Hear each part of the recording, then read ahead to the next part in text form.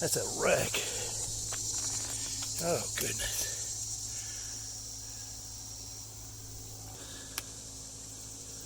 Good gracious.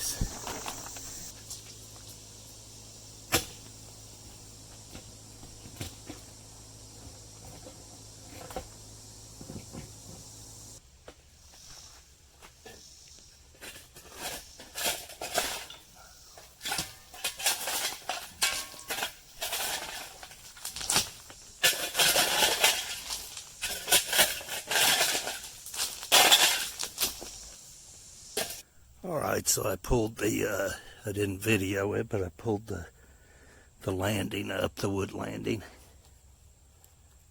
temporarily. No, no.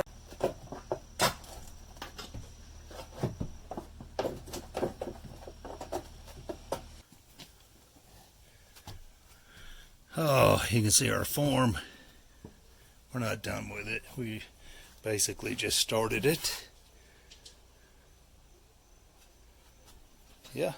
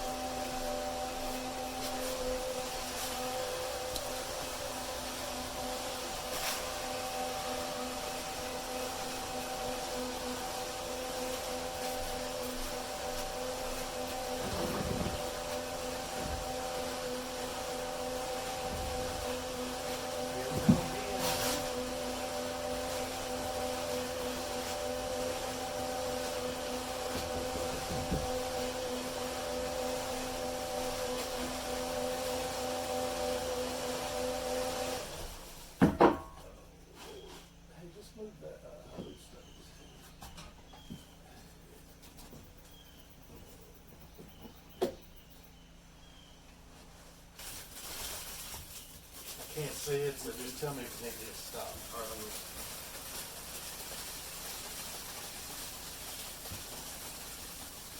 keep going. Yep.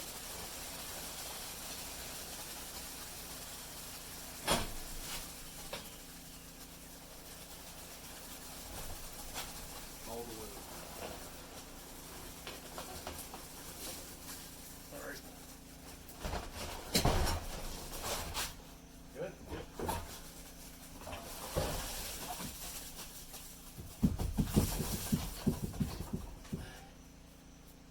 Alright, I'm gonna turn it on.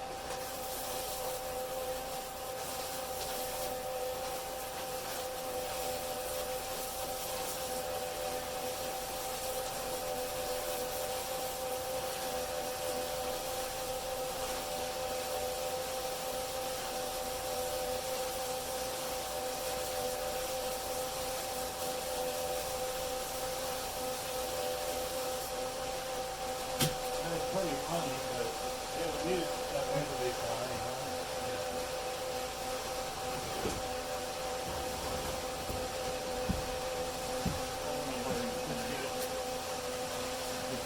No, that ain't working. No. What a friggin' idiot.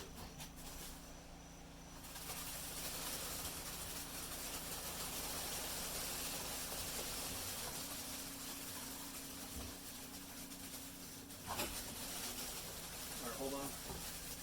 I just can't see if it's. It should be. Alright. I can't see if it's. Oh, no, that's good.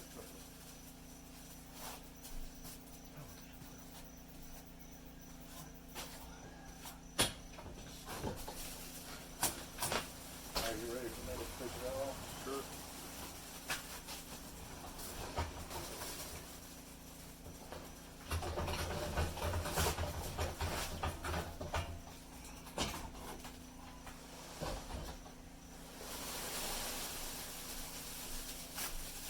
So this is a low, like a wheelbarrow type mixer. For something like this right here, you need something that sits higher off of the ground.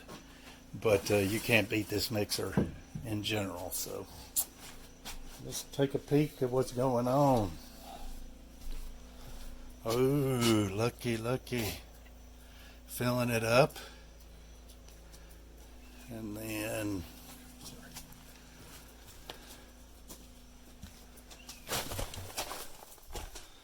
well, you can see what we got going on there. We got this all full.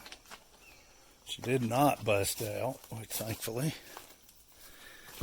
she didn't, at least not yet. So these all full. Let's see. Alright, this is tricky. Let's see it up under there. Oh Lord. There we go.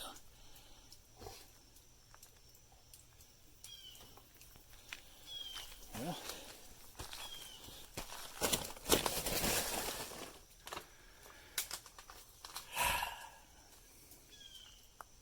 Alright folks, just broomed out the pad here that we poured today. It's been a day of pouring. Look at all those bags. We did 50 bags, I think, something like that. 50 pounders. Anyway, we got a pallet, and that was 70 on a pallet. High strength. We poured it all at once. There was no layering, we didn't let anything dry or set. It was just constant pour all day. It was just the best way to do it because a concrete truck would have a horrifying time getting down here, and it would have to back all the way down this road, and I'm just not going to have it. So it's just not going to happen with us. But we got her poured. So this job is a job where water has washed down both sides of the house and went under the slab, and it's kind of washed the dirt out and left a void there.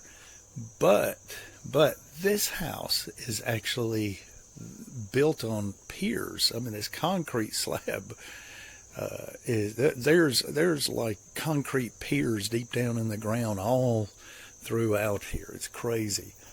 But it's just absolutely awesome. The house is very well built. But anyway, something like this wouldn't bother me. I would pour concrete to fill in them voids, just like I did if it was my house.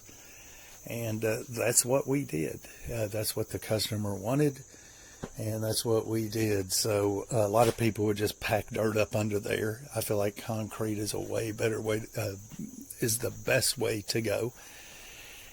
Yeah, and so of course, you've seen what we did. We dug out right there. We formed everything in and poured all day long. Mixed and poured. Now, not all day long. It was 50 bags, but yeah, so the majority of this is done as far as pouring goes. Tomorrow we're going to form this in here, and this isn't bad at all. I mean, at all. Nothing compared to the other side. And yeah, we will pour it. We will raise this landing to where it should be. This one over here, we raised the landing, jacked it up, and then poured underneath it. So I'm mentioning all this, but you can see it in the first part of the video, of course. I'm just running my mouth. Oh, goodness. All right, so let's try not to mess up things. Oh, goodness. All right, so we kind of formed this in crazy, but, it worked. So you can see this is all concrete filled up with concrete right here. All of it, all down through there. Oh. Yeah, and so now the deck is actually resting on a concrete footer, basically. And then it's all concrete where the voids were, and up underneath. So what we did was we actually dug up under the slab a little bit and dug down to make a footer as well. So she's double good, I guess you would say. So anyway, let me get back up here. You're talking about tough. Oh my folks. Anyway, so we did all this and went to the house and ate a snack. John stayed because I wanted to bring the John Deere back, because you have to back your truck up down here, just a regular F-150, and it barely fits down this road, and you have to back it in because you can't turn around. Crazy. But yeah, it's how it is. Anyway, my. Let's. I want to show you something real quick. While I got you, just hang on, folks. Hang on. Oh, see that tree?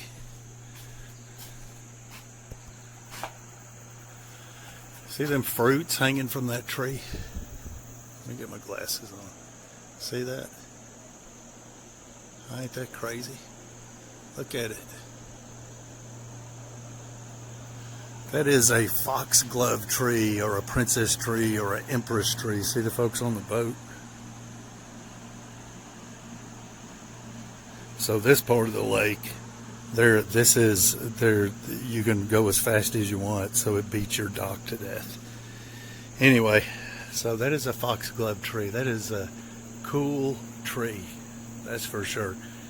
The little nut-looking fruit things, they are not edible, folks. But this one, this is a eastern redbud. Look at all of those seed pods hanging. Now, you can't eat them now, but if you would catch them when they're young and you'd really boil them up good, you could eat them. Leaves are edible. Seed pods are edible. The flowers are delicious. Yeah, that's on the eastern redbud. That tree is a cool tree, but it's not edible. And that is a foxglove. Anyway, folks, Norris Lake, work. We're going to come in tomorrow and work our rear ends off. But, yeah, that's it. We'll see you.